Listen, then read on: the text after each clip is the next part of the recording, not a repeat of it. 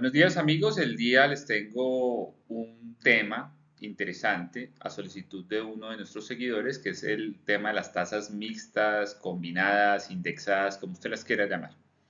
Básicamente, una tasa mixta es una tasa que tiene dos elementos. El primero es un elemento que lo llaman spread, la diferencia, esa ñapita en términos porcentuales, y una tasa base, que esa tasa base por lo general pues es variable. Y lo que pasa es que yo voy ajustando la tasa resultante en el negocio que yo esté haciendo como la suma de dos elementos, una tasa variable, una tasa base, más unos puntos adicionales que yo me estoy ganando. Eso es en términos generales lo que es una tasa mixta, combinada, indexada, como usted la quiera llamar. Otro elemento interesante, pero es más de jerga financiera, es acerca, digamos, de los puntos básicos. Los puntos básicos, esto también es muy sencillo, simplemente es 100 puntos básicos es un 1%. Entonces, cuando usted escuchó de pronto que en el Banco de la República se reunieron y subieron en 25 puntos básicos una tasa de interés, lo que le están diciendo es que la tasa de interés subió en 0.25%. Básicamente es lo que nos está diciendo ese ejercicio. Ya con estos dos conceptos nos vamos a la parte matemática. En la parte matemática quiero hacer un pequeño paréntesis, un pequeño, digámoslo así, una salvedad, ¿cierto? Y es que en la matemática financiera no necesariamente se ejecuta en la parte comercial de la misma manera. En la matemática financiera es simple. Las tasas nominales se pueden sumar siempre y cuando estén en la misma base. Es decir, usted no puede sumar peras con manzanas. Usted puede sumar dos tasas nominales si y solo si esas tasas están en la misma base. Nominal anual mes vencido con nominal anual mes vencido. 4% nominal anual mes vencido con el 2% nominal anual mes vencido, la suma le da 6% nominal anual mes vencido. No puede sumar una tasa nominal anual mes vencido con una tasa nominal anual trimestre vencido. Están en diferentes bases y no se pueden sumar. En matemática financiera, claro está. Y con las tasas efectivas hay una particularidad, es que tampoco se pueden sumar. Para sumarlas, entre comillas, lo que hay que hacerles es componer las tasas.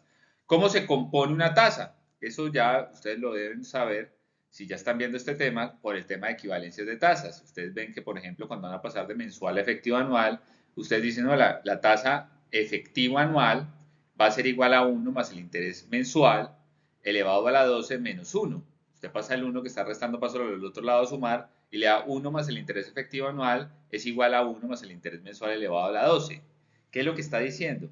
Es que 1 más el interés efectivo anual es 12 veces multiplicado 1 más el interés mensual. Es como si estuviera, entre comillas, sumando el efecto de cada mes. Entonces, para sumarlo, no lo suma. Lo que hace es multiplicarlo por 1 más el interés 1, 1 más el interés 2, 1 más el interés 3, así hasta 12, va a ser igual a 1 más el interés efectivo anual. En este caso, pues digamos que estoy ejemplificando. Y el interés efectivo anual es la suma, entre comillas, del efecto de los 12 meses. Se compone la tasa. Así se hace en las tasas efectivas anuales como tal. Sin embargo, comercialmente no se hace así. Ya más adelante les traeré un ejemplo. Ahora bien, ¿qué tasas usualmente se utilizan en el sistema bancario en Colombia? Tenemos el DTF y el IBR. El IBR es del 2008, el DTF ya mucho tiempo antes se ha venido manejando. En el caso del DTF, DTF traduce depósitos a término fijo. Los depósitos a término fijo, básicamente, lo que nos está diciendo esa tasa es un promedio ponderado de los CDTs en Colombia. ¿Qué significa un promedio ponderado de los CDTs en Colombia? Básicamente que si usted tiene, digamos, va con 100.000 pesos a un banco, pues le ofrecen una tasa, pero si va con, no sé, 10 millones le dan otra tasa, si va con 100 millones le van a dar seguramente otra tasa. Entonces lo que hacen el sistema es que coge y pondera todas las tasas que le ofertan, ¿cierto? Por todos los valores y hace un promedio ponderado, digamos, de los certificados de depósito a término fijo, que es que usted deposita una plata y se compromete el banco a devolverle la plata más unos intereses en un determinado tiempo. Y eso es pues una tasa de referencia que funciona como a términos del costo de captación del público en general de los bancos, digámoslo así. Entonces cuando le dicen, no, es que su tasa va a ser DTF más tantos puntos, lo que le están diciendo es, vea, a mí yo banco, a mí la plata me cuesta en términos de tasa tanto por ciento. Y entonces yo le voy a sumar unos puntos adicionales y eso es lo que yo me voy a ganar. Ese spread es mi ganancia como banco en el crédito como tal. Eso es básicamente lo que ocurre. En el caso del IBR, el IBR es una tasa de referencia relativamente nueva y esa tasa de referencia es como una especie como de tasa interbancaria, ¿cierto? En donde los que están, digamos, metidos en el sistema, a esa tasa se prestan, digamos, los recursos.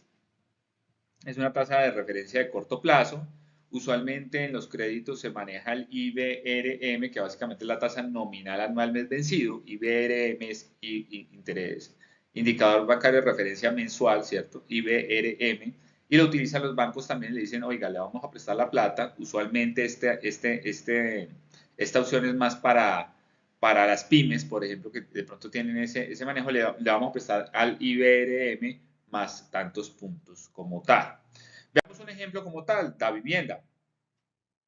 Aquí vemos que, por ejemplo, la línea preferencial tenemos una tasa del DTF más el 7.5% efectivo anual. Observen que en este caso lo que hacen es una suma directa. No hacen, digamos, la composición de tasas, pero es lo que hay, es como funciona y eso es como está escrito en el contrato. Ellos llegan y hacen la suma directa, cogen el 12.65% efectivo anual que es la DTF entre el 15 y el 21 de mayo del 2023, le suman el 7.5% efectivo anual y le dan que la tasa resultante es del 20.15% efectivo anual. El interés mensual, pues ya lo traen ustedes de equivalencia de tasas, pues simplemente es 1 más el interés efectivo anual elevado a la 1 sobre 12 menos 1. Y ahí nos da una tasa del 1.54% mensual. Esa es la tasa en DTF. Usted ve que abajo tiene una tasa fija en pesos al 1.64%. ¿Qué es lo que nos está diciendo? Es, oiga, amiguito, vea, yo le voy a prestar, usualmente los créditos son a más o menos 24, de 12, 24, 48, una cosa así. Y entonces le dicen, bueno, para los próximos 24 meses la tasa que yo le puedo dar fija en pesos es del 1.64. O le puedo dar una tasa un poco más baja, pero usted corre el riesgo de que si sube la tasa de captación, los DTFs suben por efectos seguramente inflacionarios, ¿cierto? Sube el DTF, entonces pues obviamente usted va a pagar una tasa un poco más alta. Es un tema, digamos, de cobertura y de especulación que se desarrollan en términos de los créditos. Pero esto es pues como para que ustedes sepan, para que tengan una perspectiva de cuánto le está cobrando usted el banco y usted ya mira, según su perspectiva de futuro, pues cuál le conviene más, si una tasa fija en pesos o una tasa variable, ¿cierto? Porque usted puede apostarle a que el costo de captación, los DTF se van a contraer y pues obviamente le puede salir una tasa un poco más económica según usted como haya especulado con respecto al comportamiento de la DTF en futuro. ¿Ok? Bueno, también viene otro aspecto de las tasas combinadas o mixtas, que es cuando usted lo hace hace el crédito en una moneda, digamos, externa. Me explico.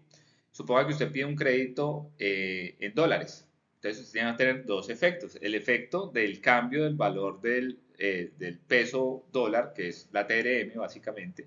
Ese cambio, que implica devaluación o revaluación, es un efecto.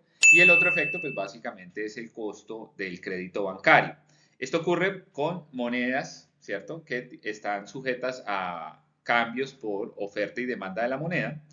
Y también existen unas monedas creadas, ¿cierto? Por ejemplo, la VR, que fue creación del presidente Pastrana II, porque el presidente Pastrana I, el papá, había creado el UPA, que es Unidad de Poder Adquisitivo Constante. Eso tuvo una mala historia, un problema, digamos, en términos de bancarios, y la cambiaron por la VR. La VR se actualiza en función a la inflación.